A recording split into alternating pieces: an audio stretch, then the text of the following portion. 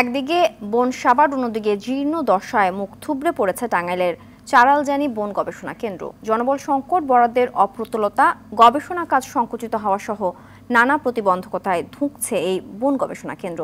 ফলে ব্যাহত হচ্ছে লক্ষ্য ও উদ্দেশ্য।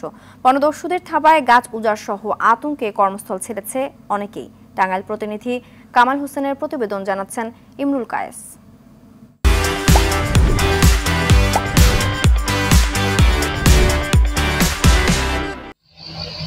বিলুপ্তপ্রায় ও দুর্লভ প্রজাতির গাছের প্রজনন, উন্নয়ন ও সম্প্রসারণে 1968 সালে টাঙ্গাইলের মধুপুরে 425 একর বনভূমিতে গড়ে তোলা হয় চারালজানি বন গবেষণা কেন্দ্র।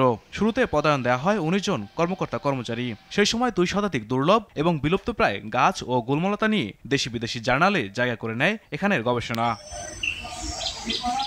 অভিযোগ আছে, প্রভাবশালী রাজনৈতিক নেতা, অসাধু বন কর্মকর্তা, পুলিশ প্রশাসন ও ক্ষুদ্র নৃগোষ্ঠীর লোকজন মিলে অবাধে বনের গাছ কেটে নেয়। গবেষণা কেন্দ্রে পরীক্ষামূলকভাবে লাগানো গাছপালা কেটে ধ্বংস করে বনদস্যুরা।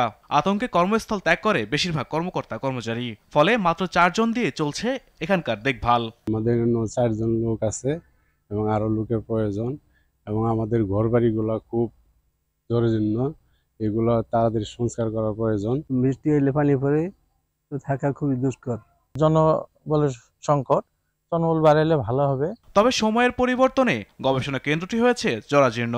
গবেষণা কেন্দ্রের কার্যালয়, 5টি আবাসিক ভবন সহ সবকটি ভবনই হয়ে পড়েছে ব্যবহারের অনুপযোগী।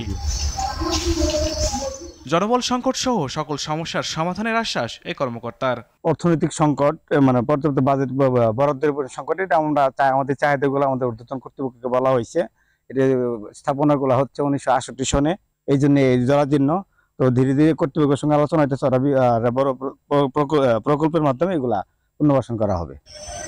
ইমরুল কায়েস, RTV।